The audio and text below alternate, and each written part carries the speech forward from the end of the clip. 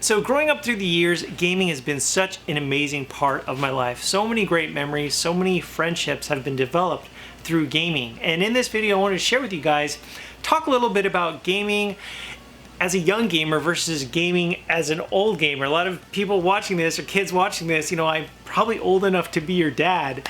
But when I was first introduced to gaming, I was probably in preschool or kindergarten.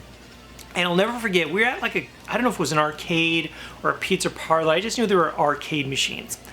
And I was walking up to the different machines. I thought basically they were just different cartoons or movies playing. I was like, this is kind of interesting. And then I see someone walk up and it totally blew my mind because I'm like, you're telling me that I can control what is on the screen. And it was totally an incredible experience. And I'll never forget, I think the first game I played was Pac-Man, and I didn't do very well, but I had fun playing it. And I was just so any chance I could get, can I just go to the arcade, can we just play in arcade games?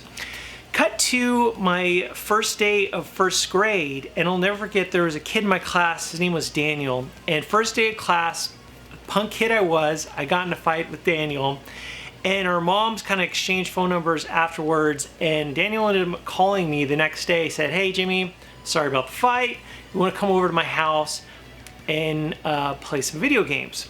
And I didn't honestly know what he was talking about. I just knew about arcade games, and I just knew about that. I go to his house, and he has an Atari 2600 connected to the television, and I was shocked. I said, what is this? And he said, it's like the arcades, but you can play it on your television. I had never heard about the Atari 2600. And that was totally life-changing. And through the years, I've played, the NES, Super Nintendo, all the different consoles, and it all started as a youngster. And I've just, again, had so many memories as a gamer. But I do have to say, I do have to kind of put this out there, even though there's some really great things that were available to the youth and kids and teenagers years ago, I really feel like today is the best time to be a gamer. You have lots of retro games, you have lots of games that are available today. Of course, back then when the NES first came out, that was modern gaming, or the Genesis and the Super Nintendo, that was modern gaming when it was available. But, with being a gamer back then, I remember games coming out, and there were good games coming out for the NES and the Super Nintendo. But I feel like today there's just this crazy tsunami. It's a good tsunami, and it's a great storm of just incredible games coming out month after month. Also, crazy thing back then, growing up as a young gamer, there were a lot of games that were like $70, $80. I remember back in the day, years ago, Phantasy Star 2 on the Sega Genesis was, I think it was like $80, at least at the stores by my house. Today, cut to 20, 25 years later, you don't see Xbox One or PS4 games, the vanilla copy or the basic copy. You don't see those copies for $80. Maybe you'll see the gold edition or the complete edition. That's where I think a reason why games are still at their price point is companies are pushing the DLC and the microtransactions. But kind of going back to as a kid, I had this much time and this many games. And today, as an old geezer, it's kind of switched for me. Now, again, going back to as a young gamer, good games were coming out, but I feel like today, these great games are coming out in a much higher frequency, or the succession is a lot quicker.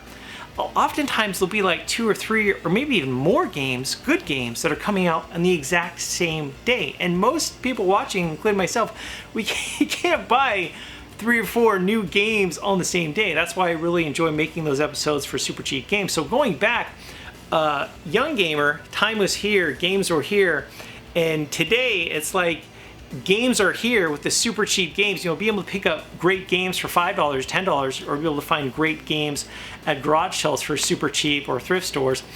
Just the games from Super Cheap Games, that from the price drops, you can really build up your collection with not a lot of money. So today, for me, I've got a job, I've got a family, I've got responsibilities. Not that I didn't have responsibilities as a kid, but as a kid I had no responsibilities. Today, as an adult, all these things happening, games are here, and time is here. And when I do get to play games, I still have a blast. So believe it or not, for those of you out there that are young, you're like, Jimmy, am I going to get burnt out, or am I going to stop playing games? You might take a break, you might get burnt out, or you might very well just continue to play games until you're in a nursing home. And that's something that someone had left a comment or sent me a message one time and said, Jimmy, do you think that's ever going to happen?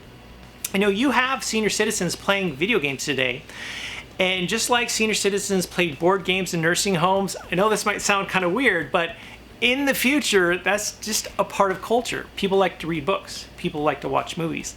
And now more than ever, people like to play games. So being a gamer versus young, being a gamer versus old, basically what I want to get down to is just stress to a lot of you guys that are in your teens or in your 20s.